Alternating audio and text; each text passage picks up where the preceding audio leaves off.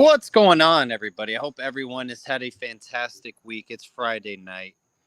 What better way to start the weekend than to talk some transfer portal news? A lot of things going on right now around the transfer portal with the Miami Hurricanes football program. Leonard Taylor has declared for the NFL draft. So has Cam Kitchens. James Williams, he is still deciding. And Ross, there's a ton of news coming out of the transfer portal. Dante Moore, 5-star recruit out of UCLA, out of high school. He was the number one quarterback in the nation. He's in the transfer portal. Where's he going to end up? You have Cam Ward, who reports out the gate were saying he was headed to Oregon. Yahoo reported this news, Ross. Once he hit the portal, he was going to Oregon. Yeah. Now, that report has retracted. Mm-hmm. Things are getting very interesting. Grayson McCall is visiting. He's doing an in-home visit with NC State. People got to ask, where is Miami headed? And this is the biggest decision of the program this offseason. It's going to dictate a lot for next year. Whoever Miami decides to pick at the quarterback position is going to be very impactful for the best or the worst for this football program next year.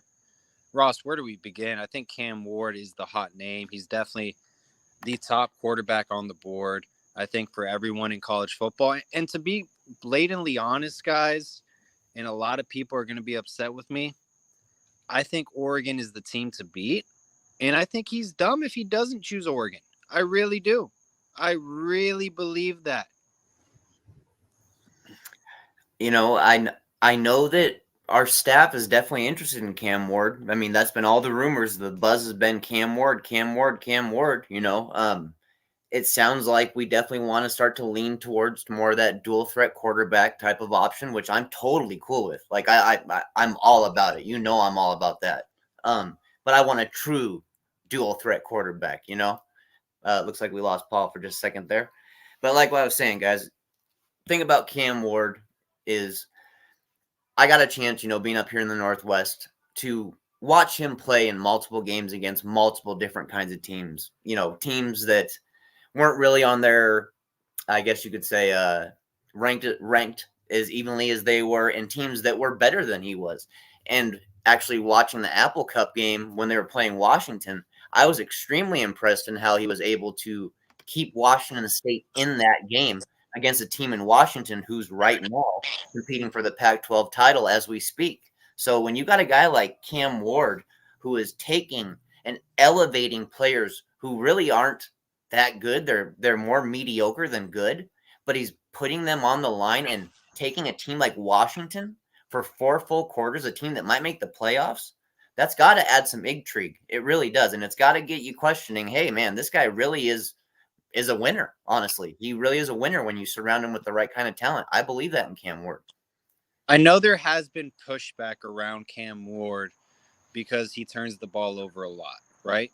Yeah. Well, guess what? If you look at the stats of Bo Nix when he was at Auburn, Michael Penix when he was at Indiana, they're nothing off the charts by any means, especially Michael Penix at Indiana. Did nothing crazy. Bo Nix did nothing special. Yeah. But look at the transition into 2 Heisman contender quarterbacks playing each other tonight in their conference championship game. It's all about development when you take guys from the portal. Yep. So if you're worried about stats, I understand that, but you have to have confidence in the staff in developing the quarterback that they choose. And I think Oregon is the favorite because look at where they are right now. Look what they did with Bo Nix. I can see his perspective. They have NIL money. That's not an issue. If they want to go toe-to-toe with anyone, that's not an issue right now. Remember, the situation with De'Aaron King, this was before NIL. When he entered the transfer portal. Yep. And it was the second year as well. Clemson just started buying into the transfer portal right now. So this is a different stage of college football where, hey, a lot of SEC programs are looking for quarterbacks in the transfer portal. You got Oregon. USC is probably going to be looking for one as well. The route of a high school quarterback as a recruit is no longer there for a lot of programs. Look at Miami. Tyler Van Dyke, yeah, we got him out of high school. But look where we are now. We had De'Aaron King before him. We got him from the transfer portal. Look at present day. We moved on from Tyler Van Dyke. Is going the high school football route still viable in college football at the quarterback position? It's hit or miss, in my opinion. Yeah, I agree completely with the hit or miss, and the portal being, of course, the ultimate scenario breaker for all these guys coming into the league. I mean, it was so much different for a quarterback recruit trying to gauge their way through the recruiting process, looking at the teams that were quarterback needy or might need a team in 2 years or 1 year or whatever it is. Now quarterbacks have absolutely no idea what they're jumping into, Paul. They have no idea. Yes, the coaches can make promises to them. If you transfer to us, we're not going to recruit a quarterback to compete with you in that class or have anybody around of your age or your experience. You're going to be our main guy. That stuff is really hard to promise, dude. It really is, because we're now playing year by year with the transfer portal. It's no longer just the wait and see. It's no longer, we're playing every 2 to 3 years to see which quarterback develops. We're doing it every single season now, Paul. It's going to be quarterback after quarterback after quarterback. And any team who's lucky enough to get a good transfer quarterback for 2 or possibly 3 years is blessed. If you get a good one for 1 year, you did a good job. But if you get him for 2 years, that's a blessing. So here's where things stand at the quarterback position in the transfer portal. All right. Cam Ward, you got Oregon, Auburn, South Carolina, Miami. Everyone is interested in Cam Ward. According to Bruce Feldman, he spoke with a Power 5 general manager. I don't know many Power 5 general managers. I know one at Miami. Bruce Feldman went to the University of Miami. I'm just connecting the dots here, people. That's all. He said the only quarterback that's worth the money is Cam Ward. Right? Yeah. So Cam Ward, everyone's going after him. You might swing and miss there. I say Miami does. You have Grayson McCall from Coastal Carolina. He's doing an in-home visit with NC State. Auburn's going to go after him, so is South Carolina. Dante Moore, Michigan State is the favorite to land him. He's from Detroit, Michigan. Then you have Will Rogers. You have DJ Uungale, who is a power offensive quarterback. So, and then KJ Jefferson from Arkansas as well, who's a veteran SEC quarterback. I think he's a good take. I do. I think there KJ are Jefferson, options. Yeah. There are options out there. But, do not be surprised if Miami doesn't land their top 2 favorites. And I will say this, Ross. Miami has been very quiet in showing interest in quarterbacks, what social media, what the reporters are saying. Miami's been very quiet. What that tells me is this. I think they got a lot of interest in Michael Pratt, the Tulane quarterback, who has not said he's going to the transfer portal. He's from Boca Raton. Yes. He's had a very good career at Tulane. There were reports in the regular season that he was interested in transferring to a Power 5 school and entering the transfer portal, and that makes a lot of sense. It's to prove himself. He beat USC in a bowl game. He's had a good career at Tulane. Tulane's been a successful program, much better than Miami the past couple of years, hands down. Yeah. I think the Miami Hurricanes are going after Michael Pratt as the quarterback at the University of Miami if Cam Ward does not work out. That is my bold prediction. And remember this, Graham Mertz is returning at Florida to be their quarterback next year. So Florida is probably not in the mix with Michael Pratt. Does Florida State enter the transfer portal and go grab a quarterback? That's another discussion. But if Miami wants Michael Pratt, and they've been very quiet, this whole time around quarterbacks. That's just my hunch. Paul, I got a question for you here, man. And it's a name that gets floated around a little bit. It's not always floated around, but I'm seeing it a little bit more and more pop up. A lot because of the dual threat action, or a little bit of the dual threat action he offers. But that's quarterback Will Howard from Kansas State. What do you think about him? Miami, preferably. I think Miami offensively. I'm not speaking with my opinion, because my opinion would probably go with Will Rogers, coming from an air raid system under Mike Leach that Shannon Dawson does say that he runs, but I think he really runs just a power offense with more of an RPO look. Yeah. I think Will Howard fits that profile for Miami. I do. I really do. That. Remember, Tyler Van Dyke was scared to run the football a lot. That was part of Shannon Dawson's offense, was an option is, hey, you can take off and run, right? Yeah. That is a part of, like, hey, you have three options, right? Yeah. They laid it out with Tyler Van Dyke. If you saw the podcast with Molly McGrath, Shannon Dawson was influencing Tyler Van Dyke to take off and run more. Like, hey, that's part of the playbook here. That is an option you can have, and we'll live with that. Yeah. I think Will Howard matches what Shannon Dawson is looking for in this year's offense. I really do. Here's the thing. I don't know.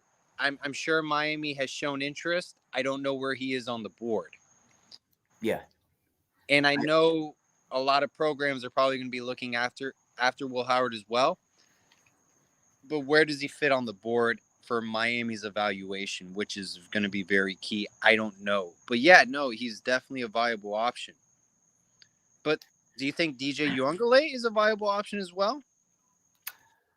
I do believe he is, Paul. Honestly, I do believe he is, and especially after we get a look at what Ja'Curry does in this bowl game, to see just kind of what kind of fit a big, strong, powerful, tall quarterback looks like in our system. Now, I'm not sitting here saying that Ja'Curry and DJ offer the same exact traits and same exact qualities, but as far as physical traits go, they offer very, very similar physical traits. And I'd be interested just to see how we call our offense. What kind of plays we run, how many deep shots we take. Do we involve the tight end more? I'd be really curious to see that out of Ja'Curry, with this bowl game, because that would give me an idea of if a guy like DJ really can come into Miami and actually be a fit for us. I'll say this, and I'll say it again. I think Michael Pratt is quarterback number one they're looking for on the board besides Cam Ward. Yeah. That's the way I see it. I think anything else after that to them is like, okay, we missed on these two guys. I think Will Rogers stays in the SEC. I think Grayson McCall goes to a program like NC State, which fits him great. I don't know where DJ Uiagalelei goes. I'll be honest. I thought that was ballsy of him to transfer out of Oregon State, and I don't think Miami's going to take him. I think if Miami does take him, that's because we swung and missed on a lot of quarterbacks, which I don't think is going to happen. See, I don't think of that. I think we have him a little higher on the board, honestly. I really do. I'm not big on him. I'm really not. How long are we willing to wait for Pratt? Well, he's going to play his bowl game, and then after that, he's going to make a decision, right? Either he declares for the draft or stays another year at Tulane, and I don't think he's going to stay another year at Tulane. No, probably not. But I mean, how long does he have that decision? I don't know off the top of my head. Well, I mean, he's already been contacted by other schools. Miami's probably been in touch with him. Other programs have as well. We've seen that already. Cam Ward, he's been contacted by a bunch of schools already, Mm-hmm. Yeah. So that's really where I think things stand at the quarterback list. I know there's other quarterbacks that come from G5 programs that have put up a lot of great numbers, but I don't think Miami can take a chance on that. I really don't this next season. I think they need someone that can come in who has veteran experience, that has been a proven winner as well, their pass program, because Mario does not, he cannot go 6-6, 7-5 again, or worse. I think 8-4 and up is progress. I would rather take a shot at a guy like the Baylor quarterback, Blake Shapen, than have to dip into a random FCS guy. I'd rather take that kind of a shot, honestly. I don't want Tyler Show from Texas Tech, regardless of the Oregon connection, but Blake Shapen is a guy, if we, of course, don't land our top options and stuff like that, he's not a guy that I would rule out as a possibility, I guess I would say. I will be very surprised if Miami lands Cam Ward. That tells me that we're very serious about winning football games at Miami, because we beat out a lot of big football programs, and that ultimately means we spend a lot of money for him. I don't think we can. I think we want him, but I think it gets to a point where it's like, hey, this is too much. Yeah, I'm not quite sure we're able to offer him everything that every other school is going to be able to offer him, especially these top dogs. I mean, I think it's going to get ugly. I think it's going to get ugly. I mean, Paul, if you had to just make an assumption of a number two, do you think the number two then is Pratt and it's just the waiting game? Is that the number two? I think you have Michael Pratt. I think you have Will Rogers, the quarterback at Kansas State. Mm-hmm. I'm sure they reached out to DJ Yongale, KJ Jefferson. I think that's probably that list I just said, unless I'm missing someone. The USF quarterback as well. Do you think Grayson McCall is pretty? Do you think Grayson McCall is locked in with NC State? NC State or South Carolina. I think he's staying around the Carolinas. I really do, and I think it's a smoother transition for him. Yeah. I don't think it's anything bad of him as a quarterback. I think he's a good quarterback, but I think he's just going to stay in the Carolinas if anything.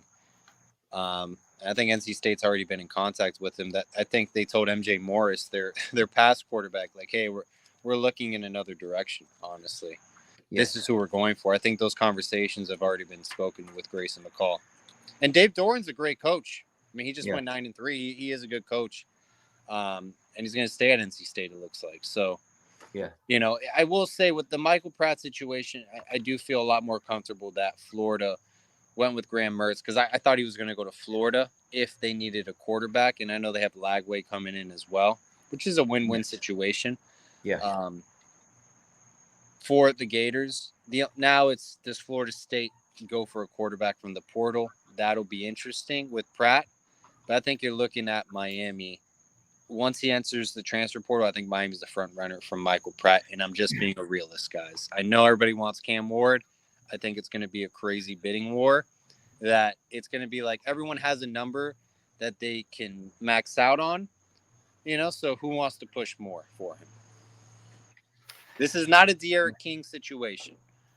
This is NIL. Yeah. With the transfer portal. This is a free agency with no salary cap, no contracts. It's literally a bidding war. That is present day transfer portal college football. I think as time goes on, one of the names that we could start to hear more and more, I mean, we brought him up, just a little bit here, recently, but I think we start to hear the name KJ Jefferson a little more as time goes on, but that would be as time goes on to the point where we're like, okay, I don't think we're getting Pratt. I don't think we're getting Roger. You know what I'm saying? I don't think we're getting the guys that we're necessarily talking about here on that first level, but I can see KJ Jefferson as a name that could rise in this conversation as time goes on if we don't land our quarterback. No, I agree. I think Miami's sitting pretty. I think they have their two guys they want to get, Michael Pratt or Cam Ward, and they have to go incognito with this stuff, right? Oregon kind of laid it out like, hey, we're reaching out to Cam Ward. That's who we want. That's why Yahoo Ducks Wire reported that out the gate. That's the favorite, and it makes complete sense for him to go there after the year Oregon's had and the success of Bo Nix. I don't blame him one bit. And Michael Pratt, it's been quiet on Miami's front. It's been quiet on Michael Pratt's end. He's from Boca Raton. I think he's the guy. I want to lead you guys in the right direction. I don't want to sell you anything that's false. But I think Cam Ward and Michael Pratt are Miami's 1 and 2 right now. And then the rest, we can figure that out later. I'm not upset with that, honestly. If that truly is the way it is laying out, I'm not upset with it. I'm okay to wait for Pratt just in this moment of time, you know. I mean, because it's not going to take forever. You know, it can't take forever. The process has to move forward no matter what, whether he wants it to or not. So he's going to have to give an answer here eventually. So I'm willing to wait for Pratt because I do believe, just like you were saying, I think he's a really, really, really great system fit for us, Paul. Like, I really think he's a really good system fit. And he's the type of guy who just proves the doubters wrong over and over and over. He's pretty much done it his whole career. He did it in high school. He's done it through college. I kind of like that attitude. Yeah. I mean, look, I want it to work out whoever we get, whether it's a KJ Jefferson, DJ Youngale, Will Rogers, whoever it is, I want it to work out because I know the amount of impact it's going to make for this football program next year. Keep in mind, I mean, we cannot be in a situation where we're throwing countless turnovers in a span of 4 games. We cannot have a Tyler Van Dyke situation where the quarterback is hurting the offense. If it takes a game manager, right, a quarterback who doesn't make a lot of turnovers, manages the game well, gives the ball to playmakers. Is he a top NFL draft prospect? No, but he makes plays. Whether it's with his feet, which Tyler Van Dyke was not. He wasn't Brad Kaya, but like he was not a mobile quarterback. Hey, I'm fine with that, man. And that sounds like Michael Pratt, a game manager who is mobile with his feet. He's not Michael Vick, Lamar Jackson out there, but if the pocket breaks down, if you run an RPO offense, he can get you 15 yards with his legs. And it seems like he manages the game well. He doesn't have a lot of turnovers in his career. He only had 9 interceptions, I believe, the past 2 years. That's 4.5 each season, right? That's basically 4 and 5 interceptions. Those are good numbers. I can live with that. I can't live with 12 interceptions in 4 games, Ross. No. That's how you lose football games. I can't live with 4 INTs in one game in general. I can't live with that. And I don't think this program can either. So, hey, if we're going with Michael Pratt, I think that is a safe choice. I think Cam Ward's going to be a bidding war. And I don't know how far Miami wants to go to bring him in when Oregon out the gate is probably the favorite. And the situation Oregon's in, playing in the conference championship game, having a Heisman contender in Bo Nix who transferred from Auburn, that situation sounds a lot more favorable than the situation Miami's in. And I'm an honest person. I keep it real, and I always have. That's the way I see it, unless Miami is paying a lot more than other programs to bring him in. Yeah, and I mean, if we're paying above and beyond for that kind of stuff, that's a problem a little bit for me, Paul, because I mean, we want to get guys in also off the strength of our program, off the strength of our coaches, off the strength of our development. But that takes time, of course. I mean, Mario's only been here for a limited amount of time. We got to prove that he can get that part right. So that part of it will take time. But you know, we are headed in the right direction in certain areas. It's just not every area yet. As a whole team, we still got to come together and make, you know, massive improvements and make some changes and stuff. The coaching staff, we're still not 100% sure about either, you know. And speaking of bringing in like a game manager, you know, style quarterback who has experience, you know what that would do for us, Paul, is that would really show us what kind of game plan Dawson really dials up. You know what I'm saying? Because he's not looking for a quarterback who is going to go above and beyond what he calls or, you know, scramble to make plays that are, you know, kind of backyard style plays. It would be within the system and it would be drawn up and it would be strictly kind of playing within that system for 4 quarters. We would really see what kind of a play caller Dawson is in that scenario. And we'd also, of course, see the influence of the power game by Mario. Oh, 100%. It's kind of like, look, Shannon Dawson, he's part of this evaluation selection process of the quarterback position as much as Mario is. and the NIL donors, right, who are investing money, and Alonzo Highsmith, who's the general manager. You're going out and saying, hey, what quarterback best fits this offense and can win us football games next year? You can't be handcuffed. You picked this quarterback to lead your team next year. This is on Mario. This is on Shannon Dawson. This is on Alonzo Highsmith. He's a part of the evaluation process as well as a general manager. Yeah, we got to. It's and like I said, this part of getting the whole team together as a whole. I mean, it's coaches to staff to players. It's the entire thing as a whole, and having everybody on the same page and everybody moving forward together. That's where we have to be with this whole entire process, from recruiting to portal to development to everything else. I mean, and I think that there's a respect level with Mario when it comes to his peers and the guys who he's around. We've heard, yes, that certain coaches don't want to coach with Mario, but you know what? The guys who are coaching with him right now, they seem to be pretty happy coaching alongside Mario. They're not complaining. I haven't heard any complaints. Have you?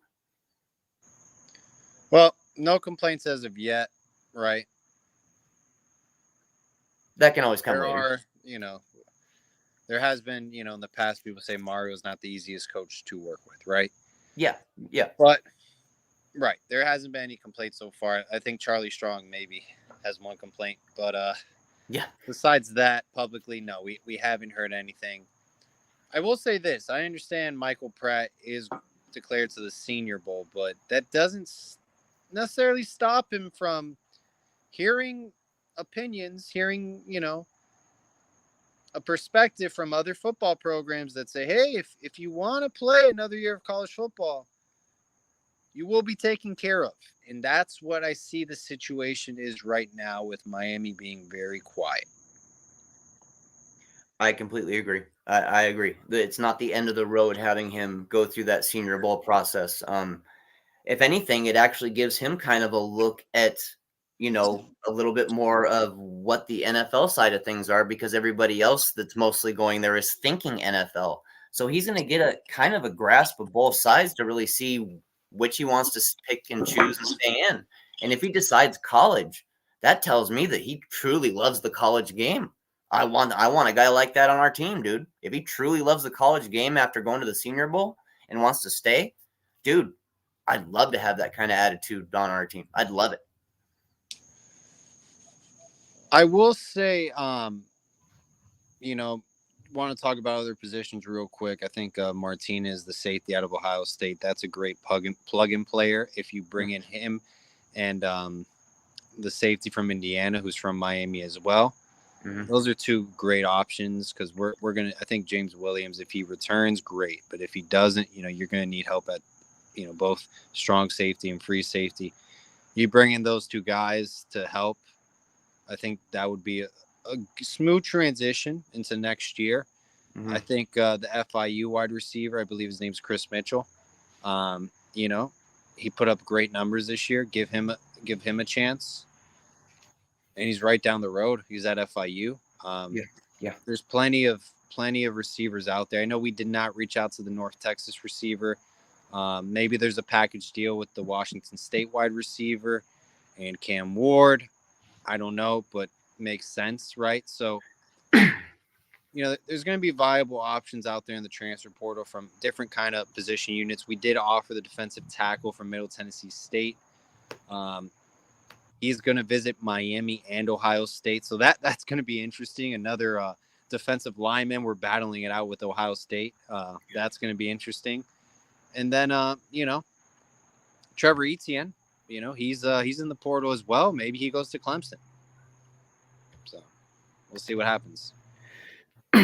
There's a young wide receiver who's in the portal. And I know that he might not help us, year one, but as far as a future outlook, I think that the guy is absolutely a stud, and he's trained by, of course, Mr. Margin Hooks. You know how big I am on Margin Hooks. That's Raymond Cottrell from Texas A&M. He committed to them, but he's decided to go into the portal. 6'2", 209 pounds, strong, physically strong wide receiver with advanced technical skill set and really good hands. I would not mind adding So, that kind of youth to the program through the portal. Which gives us a nice power option and a big option in the future because we are losing some height here soon. Raymond Cottrell, Ashton Kozar is another product of Margin Hooks. Yes. Evan Turner, I believe, he's a Stewart? Texas A&M product. Oh, sorry, Evan Stewart. Evan Turner's the basketball player. Yeah. Evan Stewart is another product out of Texas A&M. Those are three viable options. Obviously, Evan Stewart is, again, the headline name who I would love Miami to bring to the wide receiver rotation. But Now, has he officially hit the portal? I believe so, yeah. Okay.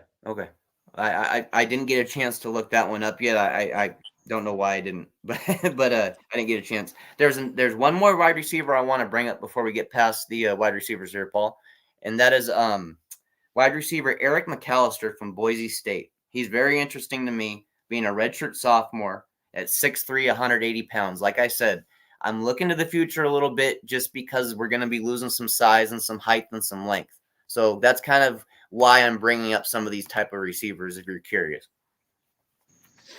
Yeah, I mean, look, the thing is, I've never seen a transfer from Boise State come to Miami.